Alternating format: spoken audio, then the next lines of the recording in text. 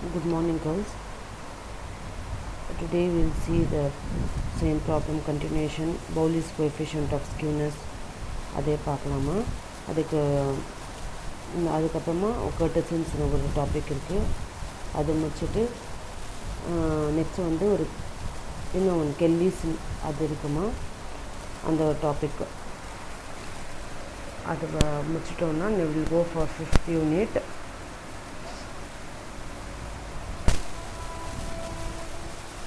After that completion,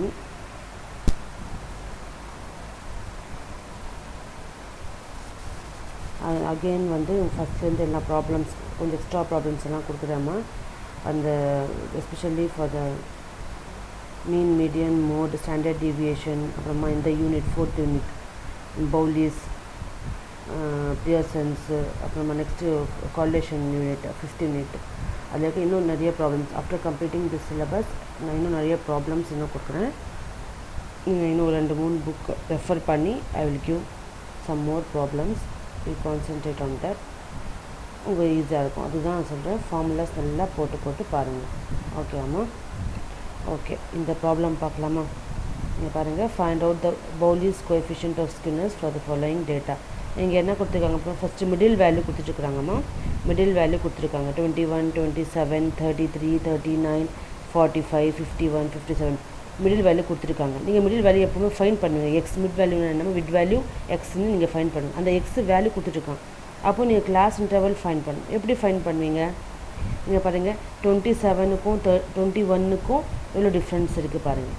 27க்கும் 21க்கும் 6 difference இருக்கா?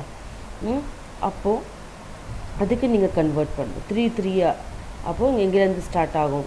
18லேருந்து start ஆகுமான்னு பாருங்கள். 18 to 24. நீங்கள் பாருங்கள், 18 to 24 6 டிஃப்ரென்ஸ் வருதா பாருங்கள். 18 to 24 போனால் உங்களுக்கு அந்த இது வரும். இந்த மிட் டேர்ம் வந்து 21 வரும். இது மிடில் வேல்யூ வர மாதிரி நீங்கள் பார்க்குறது 21. அதே மாதிரி 27 வரும். 18 to 24 போட்டு பாருங்கள். நீங்கள் கிளாஸ் இன்டர்வல் பாருங்கள். 18 to 24 இருக்கா? எல்லாத்துக்கும் டிஃப்ரென்ஸ் 6 தான் இருக்குது. 33 - 27 பண்ணுங்கள், 6 டிஃப்ரென்ஸ். 39 to 33 பண்ணுங்கள், அதுவும் 6 டிஃப்ரென்ஸ். அதே மாதிரி 45, 39 6 டிஃப்ரென்ஸ். 51 to 45 6 difference. அப்போ உங்களுக்கு மிட் வேல்யூ, அந்த மிட் வேல்யூ கொடுத்துருக்காங்க. அதுக்கு வந்து 6 டிஃப்ரென்ஸ் இருக்குது. அதுக்கு ஏற்ற மாதிரி நீங்கள் எடுக்கணும். ஸோ 18 to 24 போட்டு பாருங்கள். 18 + 24 / 2 போட்டிங்கன்னா 18 வருதான்னு பாருங்கள்.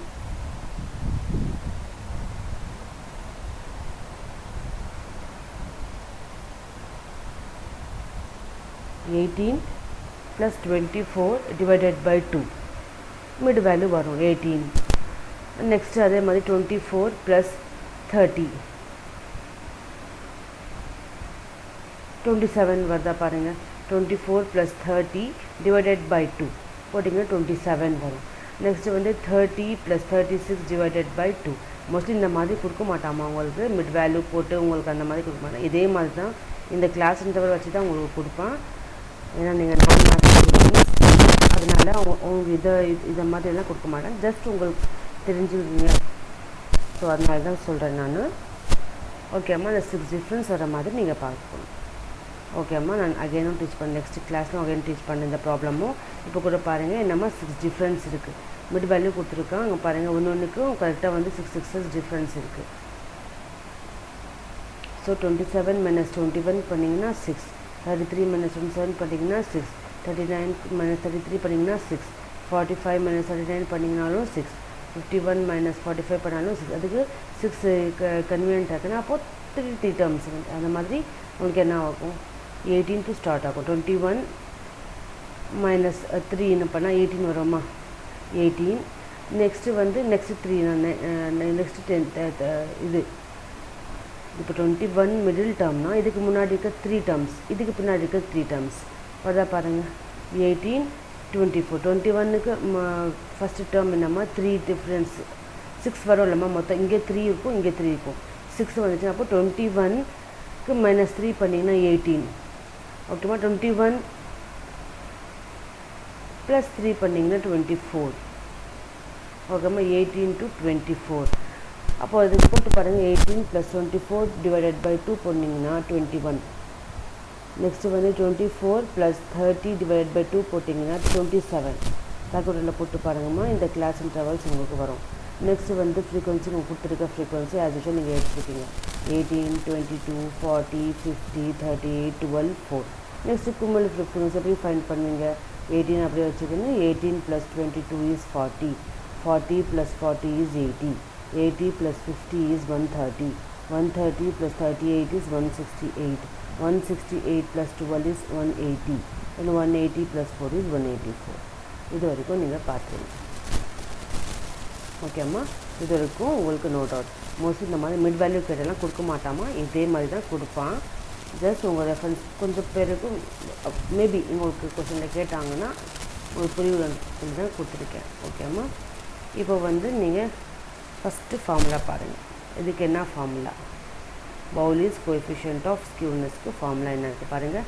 Q3 + Q1 - 2m. mனா என்ன? இங்கே median. Q3 + Q1 - 2m divided by Q3 - Q1.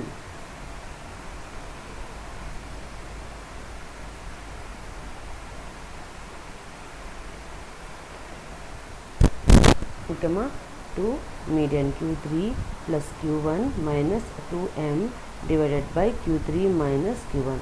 அப்போ நீங்கள் குவார்டல் டிவிஷன் இதெல்லாம் ஃபைன் பண்ணணும்.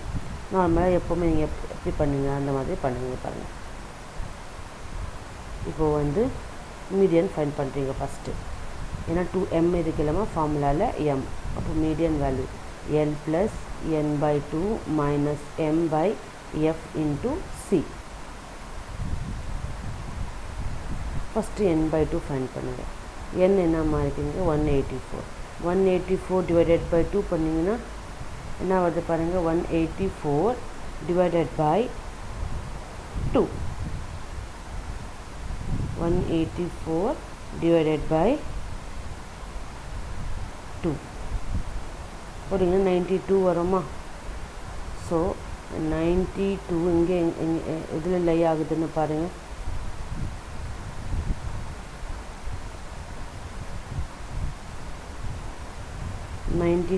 இங்கே லை ஆகும். 8 லை ஆகுமா இல்லை 130 இல்லையா? கண்டிப்பாக 130க்குள்ளே தான் அந்த 92 வேல்யூ இருக்கும். ஓகேம்மா, 92. அப்போது அதுக்கு கரெக்டாக வந்து எஃபோட வேல்யூ 50 இருக்குது. கிளாஸ் இன்டர்வல் நம்ம 36 to 42. அப்போது 36. எல்லோட வேல்யூ வந்து 36 இருக்குது. l + n/2 - cf/f × c.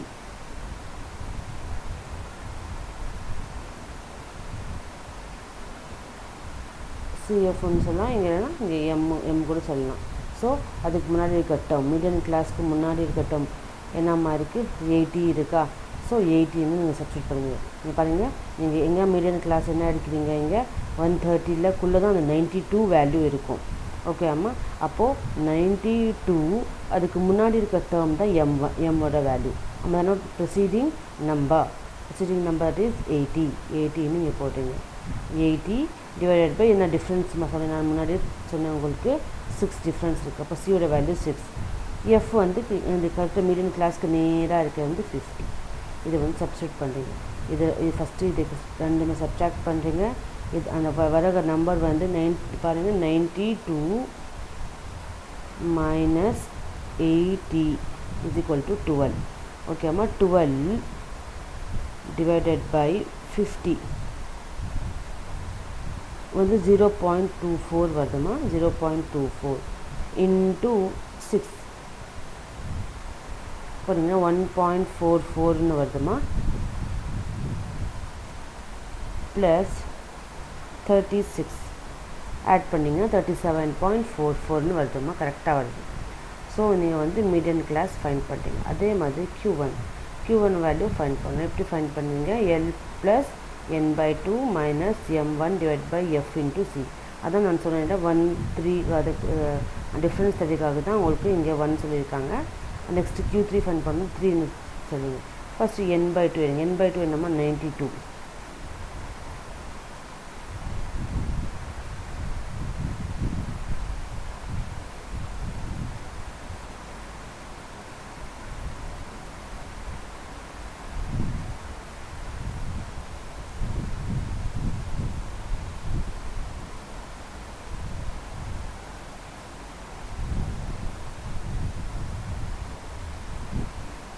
இங்கே ஃபார்முலா வந்து என்னம்மா பாருங்கள், Q1க்கு ஃபார்முலா என்னம்மா, L + n/4 தானேம்மா, n/2 போட்டிருக்காங்கம்மா, n/4. உங்களுக்கு இங்கே பிரிண்டிங் மிஸ்டேக்மா, இங்கே n/4, L + n/4 - m/f × c, n/4 வரும் இங்கே. உங்களுக்கு இங்கே பாருங்கள் n/2 கொடுத்துருக்கான், ராங்மா இது, n/4. n/4னா 184 / 4 பண்ணிங்கன்னா உங்களுக்கு என்ன வரும் பாருங்கள், 46 வரும். 184 என்னோட வேல்யூ இங்கே என்னமா இருக்குது, 184. ஸோ 184 / 4 பண்ணிங்கன்னா 46. இங்கே 2 வராது, ஹியர் 4. ஃபார்முலாவில் பாருங்கள், L + n/4 - m/f × c. Q3 வந்து 3n/4 வரும். ஞாபகம் இருக்காமா, இங்கே வந்து அப்போது n/4 வரணும். அவன் வந்து n/2ன்னு போட்டிருக்கான், புக்லேயே ராங் பண்ணியிருக்காங்கம்மா. ஸோ n/4னா 46.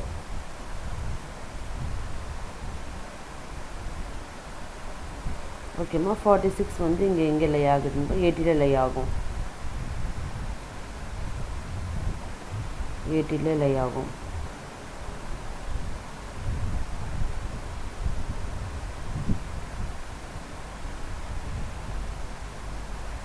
ஸோ 80க்கு கரெக்டாக லை ஆகிற நம்பர் வந்து இங்கே ஃப்ரீக்குவென்சி வந்து எஃப் வந்து 40. இதுக்கு நேராக நமக்கு 36, அப்போ 30. L1ஓட வேல்யூ 30, F-ஓட வேல்யூ 40. இது வந்து இதுக்கு M-ஓட வேல்யூ எப்படி ஃபைண்ட் பண்ணுங்க, முன்னாடி இருக்க டேர்ம் 40. ஓகேம்மா, அது டிஃப்ரென்ஸ் வந்து C எவ்வளோ மாதிரி இருக்குது, 6. அவ்வளோதாம்மா. Q1ஓட வேல்யூ ஃபைண்ட் பண்ணுறீங்க. நான் சொன்னேன் 46 - 40 என்ன வருதுமா, 6/40 × 6 + 30ன்னு ஆட் பண்ணிங்கன்னா உங்களுக்கு 30.9 வரும். ஓகேம்மா, நெக்ஸ்ட் அதே மாதிரி Q3யும் ஃபைண்ட் பண்ணுறீங்க. 3n/4 இங்கே கரெக்டாக கொடுத்துருக்காங்க பாருங்கள். Q3 வந்து 3n/4 - m/L3 + 3n/4 - m3/f3 × c. ஓகேம்மா,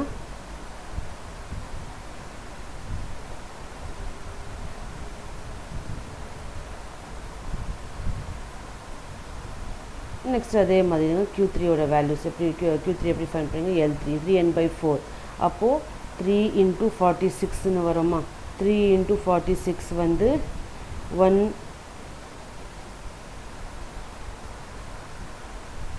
3 × 46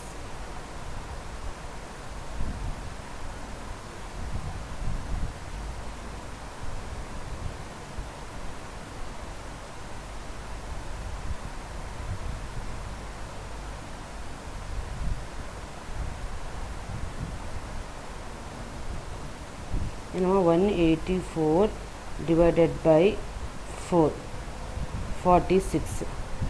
46 × 3 138மா. இங்கே பாருங்கள் 138, இங்கே 136 கொடுத்துருக்காங்க, 138ன்னு வரும் உங்களுக்கு. 138 உங்களுக்கு எங்கே லை ஆகுதுன்னு பாருங்கள். 138 எங்கே லை ஆகும், கண்டிப்பாக இங்கே லை ஆகுமா, 168ல் லை ஆகும். அப்போது F-ஓட வேல்யூ 38, L3ஓட வேல்யூ 42, M3ஓட வேல்யூ 130. சப்ஸ்டியூட் பண்ணுங்கள், போட்டு பாருங்கள். 138 136 இல்லாமா, 138 minus 130 equal to 8 ஆமா, 8 divided by 38 0.210 அப்படி வருதுமா, into 6 into 6 போட்டோன்னா 1.26ன்னு வருது. ஓகேம்மா, ப்ளஸ் 42 43 வருதுமாங்க, 43.26ன்னு வரும். ஓகேம்மா, 3n/4ன்னு போட்டிங்கன்னா 138மா, இங்கே 136 போட்டிருக்கான், ராங். 138 தான் வருது, போட்டு பாருங்கள் நீங்கள். 138 - 130னா 8/38 அப்புறமா நெக்ஸ்ட்டு 6ஆல் மல்டிப்ளை வர பாருங்கள். வர ஆன்சர் வந்து 42ஆல் ஆட் பண்ணிங்கன்னா 43.26ன்னு வருதுமா. ஓகேம்மா, இங்கே 43.26 is the answer for Q3. 43.26 is the answer for Q3. இப்போ இங்கே எல்லா இடத்துலையுமே உங்களுக்கு சேஞ்ச் ஆகுதான். ஓகேம்மா, நெக்ஸ்ட்டு வந்து பவுலிஸ் கோஎஃபிஷியன்ட் ஆஃப் ஸ்கியூனஸ்க்கு என்ன ஃபார்முலா இருக்குது? Q3யோட வேல்யூ 43.26. இங்கே அதே மாதிரி போடுங்க. 43 சேஞ்ச் ஆனால் கூட பரவாயில்ல. 43.26 plus 30.9 minus 2 into 37.44 divided by Q3 value 43.26 minus 30.9 போட்டு இது போடுங்க, உங்களுக்கு ஆன்சர் வரும். That's all. உங்களுக்கு வரது ஆன்சர் தான் கரெக்ட் ஆன்சர். ஓகே அம்மா, அவ்வளோதாம்மா. அந்த ப்ராப்ளம் வரைக்கும் போதும். நெக்ஸ்ட்டு வந்து கர்டசிஸ்ன்னு பாருங்கள்.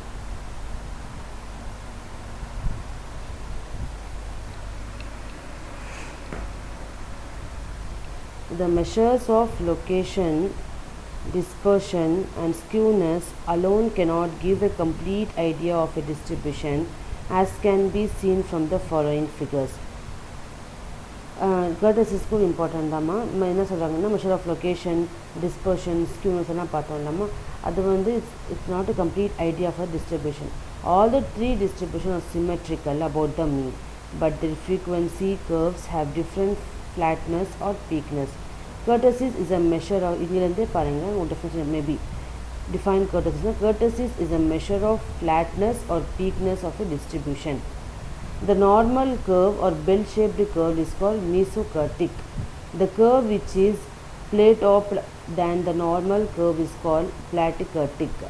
இங்கிருந்தே எழுதுங்கம்மா. Kurtosis means kurtosis is a measure of flatness or peakness of a distribution.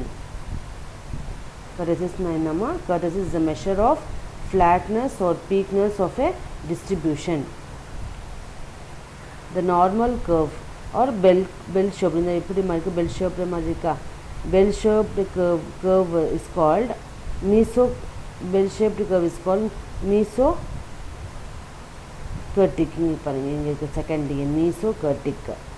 Then when the curve which is more plate topped than the normal curve is called platic. இது more நிறைய ரொம்ப பிக்காக இருக்குல்லம்மா, அது வந்து platykurtic. The curve which is more peaked than the normal is leptokurtic.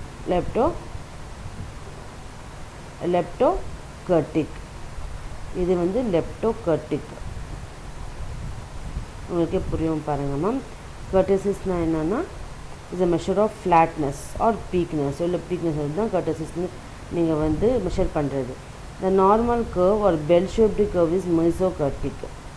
இது வந்து mesokurtic. Second இருக்கிறது வந்து mesokurtic, which is flat of the normal curve platykurtic. இது கொஞ்சம் பிளேட்டாக இங்கே பாருங்கள், கொஞ்சம் இதுவாக இருக்கா, இது வந்து platykurtic. இது வந்து கொஞ்சம் நல்லா பீக்குடு, மோர் பீக்குடு, அது தான் leptokurticன்னு சொல்கிறாங்க. ஓகேம்மா, அதுக்கு ஃபார்முலாஸ் பாருங்கள். Measures of kurtosis. Kurtosis is measured by the coefficient. அதுக்கு ஃபார்முலா என்னென்னா, Γ2 is equal to μ4/μ2 square minus 3 or β2 is equal to μ4/μ2 square. Kurtosis is measured by the coefficient. என்னன்னா Γ2 is equal to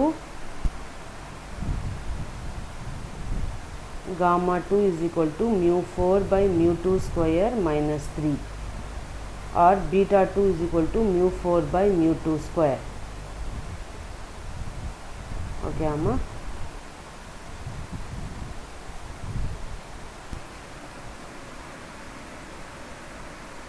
என்ன ஃபார்முலா பாருங்கள்.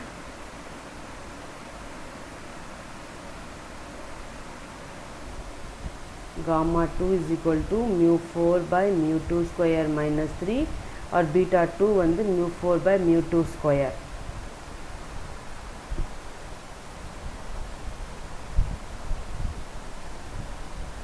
For the normal distribution, Γ2 is equal to 0 and β2 is equal to 0.